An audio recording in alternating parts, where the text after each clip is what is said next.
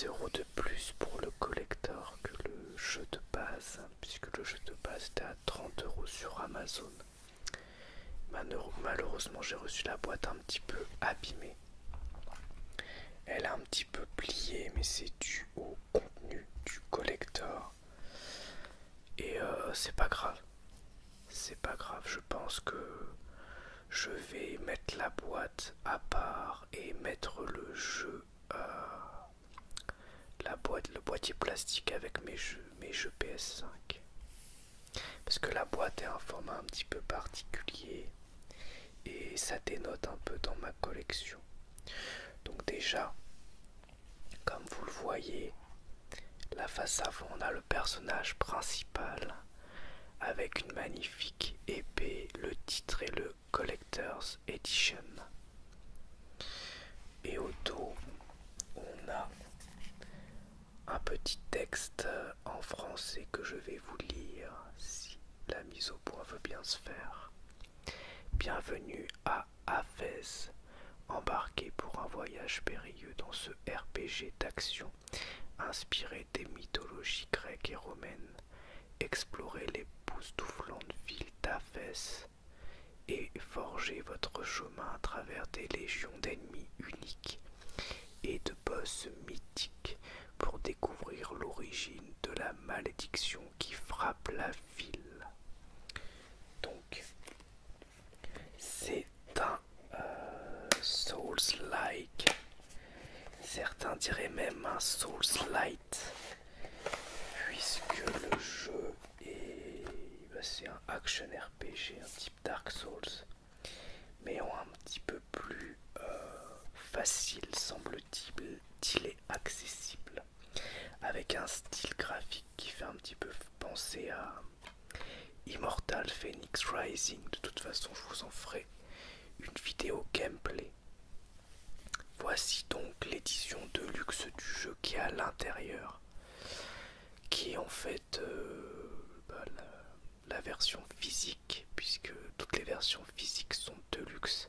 C'est un jeu indépendant et le jeu est sorti à la base en démat. La boîte est en anglais, mais on s'en fiche complètement ici, puisque comme tous les jeux, c'est sonné, et donc quand je vais le mettre dans ma PlayStation 5, ce sera en français. À l'intérieur, on n'a pas grand chose de plus que le jeu avec une sérigraphie. Voilà, il n'y a pas de code, il n'y a rien. Mais ce qui nous intéresse en plus, c'est ce qui a fait la fameuse pliure sur le collector. C'est un très gros artbook. Voilà, un artbook très très très complet. Donc qui revient du coup à 10 €. Mais en plus de l'artbook, on a 2 CD qui sont en fait le volume 1 et le volume 2 de la soundtrack, donc de la musique du jeu. Les CD sont très jolis en plus. On a les titres de tout. On a les titres de tous les morceaux, la tracklist. Donc 28 morceaux sur un CD et 17 morceaux sur l'autre. Donc moi j'aime beaucoup avoir les CD. Je les écouterai sans doute par la suite en lisant tranquillement un manga dans mon canapé. Donc je vais feuilleter avec vous l'artbook qui est en anglais. Donc on parle de l'origine de Hafez. On a la carte du jeu. Hilda qui est le personnage principal du jeu. Les armes. Minerva. Bayonne. Roxane. Ça a l'air très complet. Quintus. Harold, donc tous les personnages, leur artwork, leurs armes. Les zones du jeu.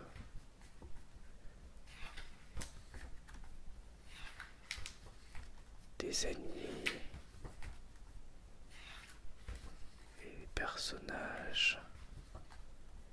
Ça a l'air très très très joli en tout cas. Le jeu a été plutôt bien noté. Des créatures. Un temple.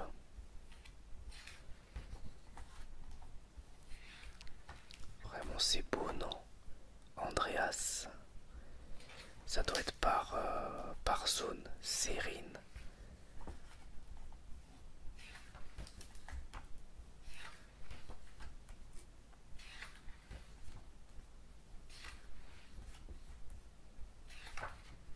Il est vraiment très gros, je crois qu'il fait 260 pages. 260 pages quand même.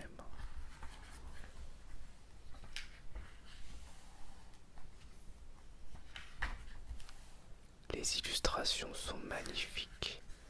Je pense que ce sont toutes des illustrations qui ont servi pour la conception du jeu. Là on avait des images tirées du jeu.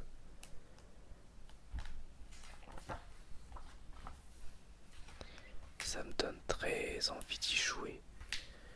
Je survole, mais ça me donne très envie de faire le jeu, que je vais sûrement faire en entier.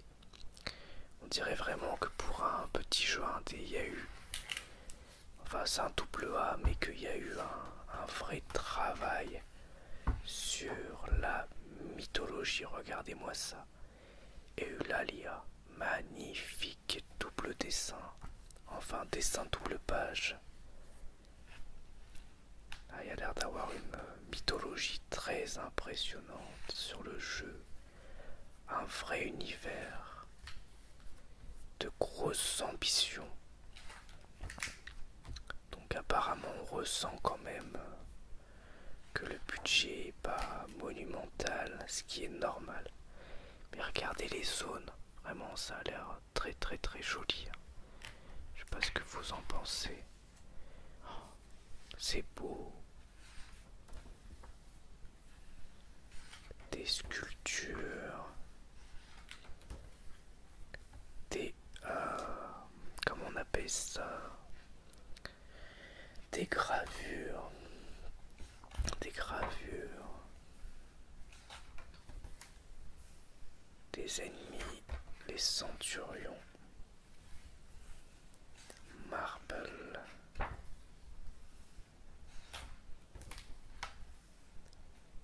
Pit Village. Les mineurs.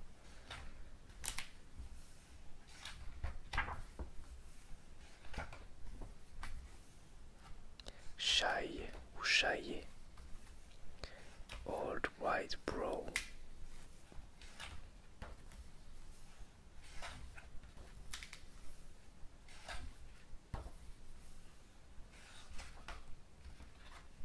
Des créatures qui font un petit peu peur. On dirait un genre de golem ça. J'ai loupé une page, c'était quoi? Encore des décors.